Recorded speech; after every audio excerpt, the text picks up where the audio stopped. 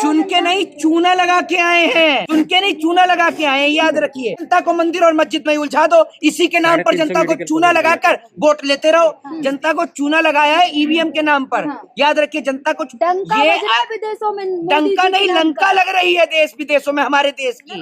ये 5 kilo ration देकर इस देश की जनता को मानसिक तौर पर अपाहिज बनाने का काम भारतीय जनता पार्टी करने में लगी हुई है। 5 किलो अनाज आप जो कह रहे हैं कि 5 साल तक देंगे, ये कह के आप इस देश की गरीब जनता का हर बार मजाक और उपहास उड़ाते हैं कि आज जो सत्ता में बैठे हैं वो इतने ही अगर दूध के धुले हैं तो भारत देश के ऊपर कर्जा कैसे बढ़ रहा है। देश में तिलक और टोपी का संबंध एक साथ का था, आज उस देश में नफरत पैदा की जा रही है। आपके मोदी के यानी आपके चचा के 56 इंची वाले चचा के सारे वादे झूठे हैं, इसलिए उनकी बढ़ाई करना बंद करो, उनकी गुलामी करना बंद करो। 400 के पार तो बिल्कुल आएंगे, ये इनकी है तो 400 के पार ही आएंगे, लेकिन चाय बेचने वाला देश बेच रहा है, ये बर्दाश्त नहीं हो रहा है। तो सबका साथ और सबका सत्यानाश, सर्वनाश करने के लिए ये आदमी आए हैं। तो नरेंद्र मोदी इस देश को बेचने की तैयारी में लगे हुए हैं।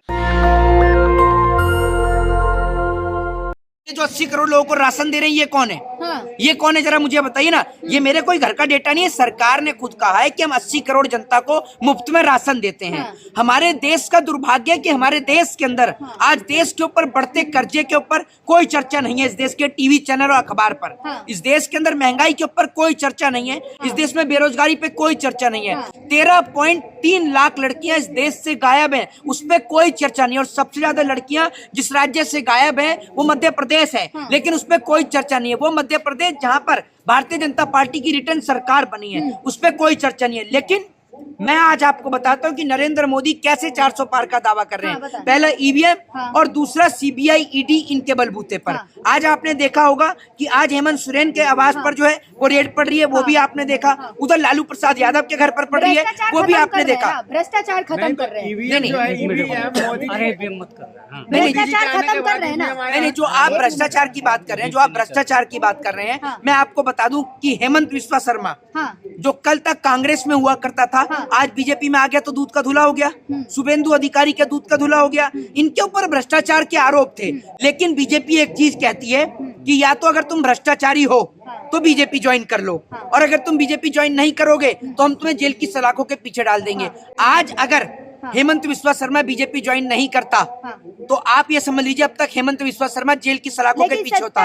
मैं पूछना चाहता हूँ, मैं आपसे पूछना चाहता हूँ कि शारदा चिटफंड घोटाले के आरोपी चाहे वो मुकुल राय हो, शुभेंदु अधिकारी हो, चाहे फिर वो आपके क्या कहते हैं और भी तमाम घोटाले के लोग हो, हेमंत बिस्वा शर्मा हो, ये सब लोग जेल क्यों नहीं जा रहे? क्योंकि इन्होंने कोई जांच नहीं चल रही। मुख्यमंत्री बने बैठा है वो, क्या जांच चलेगी? शुभेंदु अधिकारी पे कौन सी जांच चल रही है जरा कोई मुझे बताए।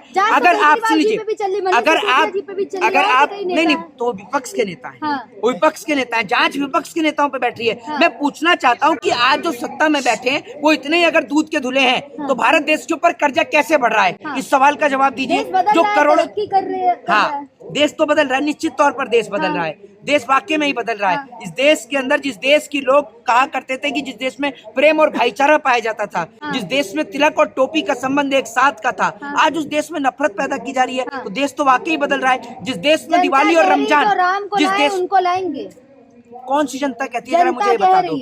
आप मुझे बताइए, आपके पिताजी आपको इस दुनिया में लाए या आप अपने पिताजी को लाए? मेरे पिताजी लाए मुझे। तो फिर आप एक बात मुझे बताइए, राम को कौन ले आया? ना जो राम को लाए उन्हीं को लाए। अरे भैया मैं आपसे कह रहा हूँ, नारा तो कल को अगर ये एक बात मुझे बताइए, जैसे डायरेक्ट बीजेपी वाले गोबर उठा के डायरेक्ट मुंह में फंकी मार रहे हैं, आप मार लेंगी ऐसे?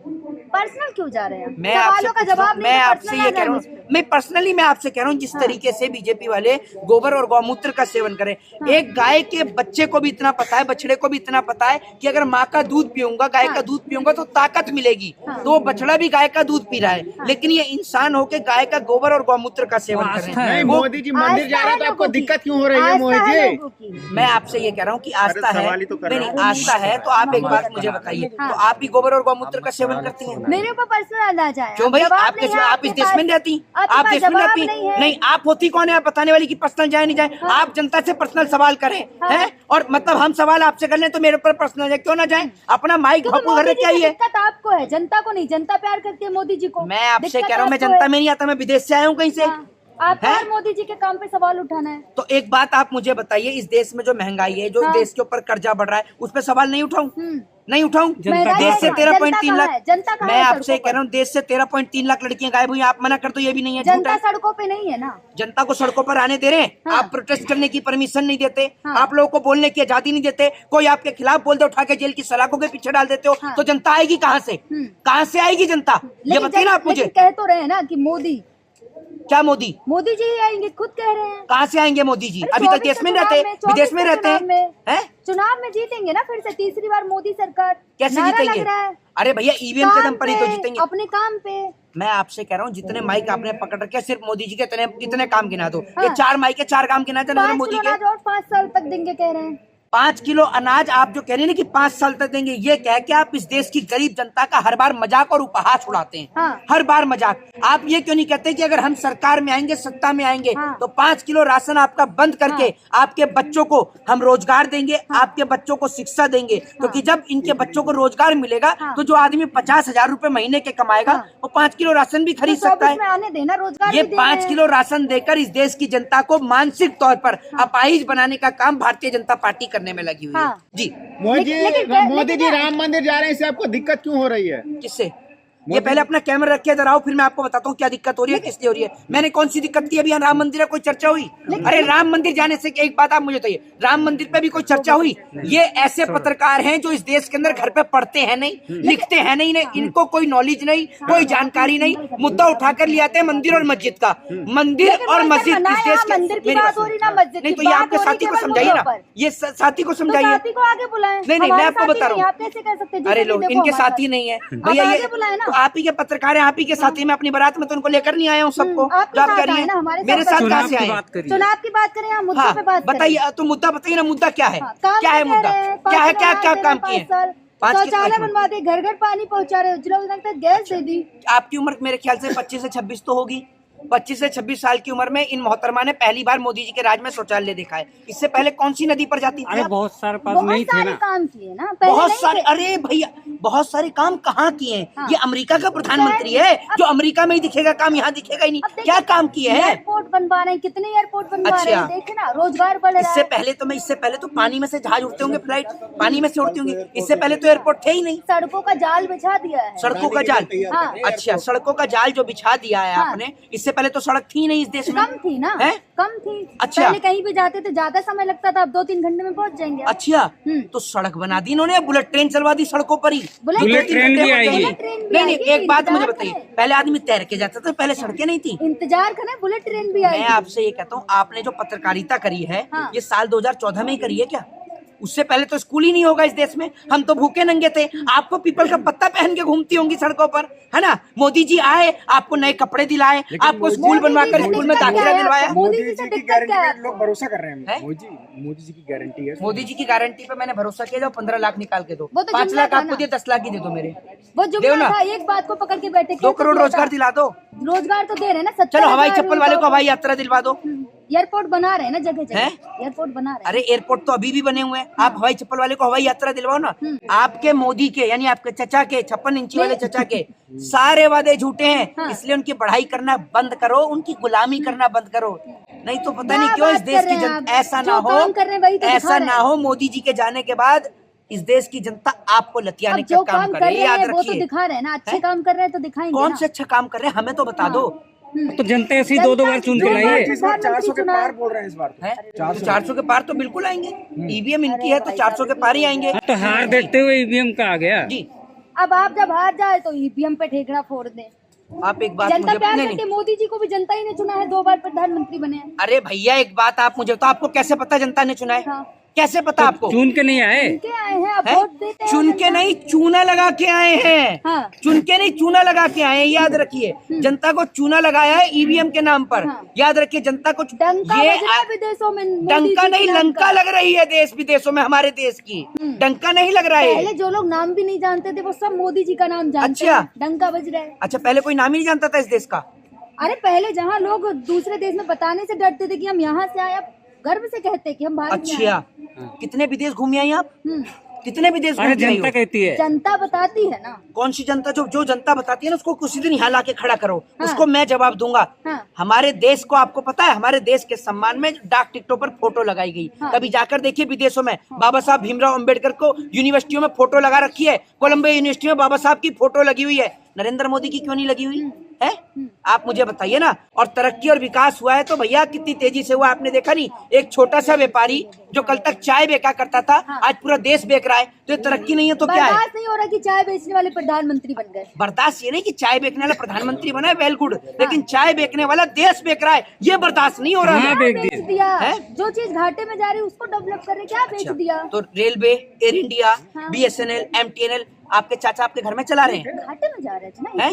घाटे में जा रहे थे। आप एक मिनट, आप इंजीनियर हैं क्या हैं? आपको क्या पता कि कौन से घाटे में जा रही कह है? आप रहे ट्रेजरर लग रही कह है। रहे हैं ना, सरकार कह रही है ये बात। अपने देश का बजट कितना है? टोटल बजट कितना है देश का? आपको बहुत पता है, इधर आओ। अरे बताओ ना इधर आके बजट। ये माइक में हाथ में आप पकड़ लेती हो, पता कुछ है नहीं, घर से पढ़ के आती हो आप सवाल किताब। के जवाब है नहीं, आप ही बताते। अरे मेरे पास सवाल का जवाब नहीं, आप दे दो। भारत देश का बजट कितना है? एजुकेशन का बजट कितना है? जरा बताओ। पूछ रहे हैं तो आप बताएं। ये आपने पूछा है, आपका काम है सिर्फ इस देश में मोदी जी की गुलामी करने का। इनको ये नहीं पता एजुकेशन का बजट कितना है, इन्हें ये नहीं पता इस देश के ऐसे पत्रकार हैं, सिर्फ नरेंद्र मोदी जी क्या करते हैं इनका बस नहीं चलता। ये सुबह ये भी दिखा दे, मोदी जी सुबह 5 बजे बाथरूम जा रहे हैं, 5:10 पर बाहर निकलेंगे, 10 मिनट के बाद में वो पैंट पहनेंगे, उसके बाद में फिर अब टी-शर्ट पहनेंगे। 9 साल में एक भी छुट्टी नहीं ली, 18 घंटे काम करते हैं। गर्व होना चाहिए ऐसे प्रधानमंत्री। किसी मिल में मजदूरी कर रहे हैं क्या? 18 घंटे काम कर रहे हैं? जनता के नहीं, लिए काम कर रहे हैं। ऐसा काम मैं कर लूं? करते क्या है ये आदमी? जब मुंह में आया तब विदेश घूमने चले गए, जब जी में आया तब रोना शुरू कर दिया। काम है, वो क्या काम है। कोई मुझे बताए प्रधानमंत्री का काम क्या? जैसे कि मजदूर का काम है मजदूरी करना, प्रधानमंत्री का क्या काम है? कोई बताएगा मुझे? बताइए ना आप मुझे। मतलब आप ऐसे ही एडवोकेट है, आपको मुझे पता है आप ये प्रधानमंत्री का बताओ, काम मुझे क्या है? आप ये बताओ, ये प्रधानमंत्री का काम है मंदिर का उद्घाटन करना?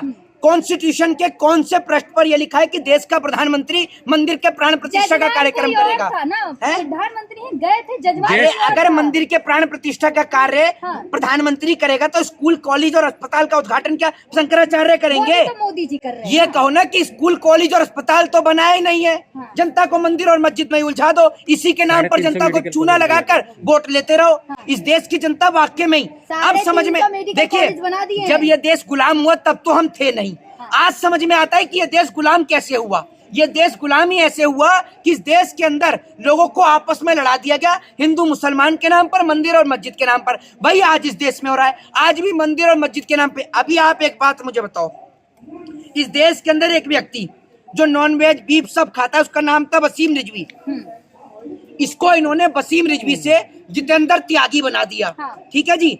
और हमारे ही देश के जो लोग हैं, हमारे ही जो भाई हैं, उनको ये कहते हैं कि ये शूद्र हैं, ये दलित है, बहुजन है, उनको समान अधिकार नहीं देते, उनको कभी घोड़ी नहीं चढ़ने देते, उन्हें मूछ नहीं बढ़ाने देते। तो अपने ही लोगों को तो आप पास में, मोदी जी ये नहीं कहते, मोदी जी कहते हैं सबका साथ, सबका विकास, सबका प्रयास। इसको थोड़ा सा बदल दो, सबका साथ और सबका सत्यानाश, सर्वनाश करने के लिए ये आदमी आए हैं। और आपको एक बात बता दूं, जैसे मैं आपसे पैसा लेके चला गया, अगर मैं आपका पैसा रिटर्न नहीं करूंगा तो आप मेरे घर और परिवार पर जाकर मेरे परिवार से पैसे रिटर्न ले लेंगे।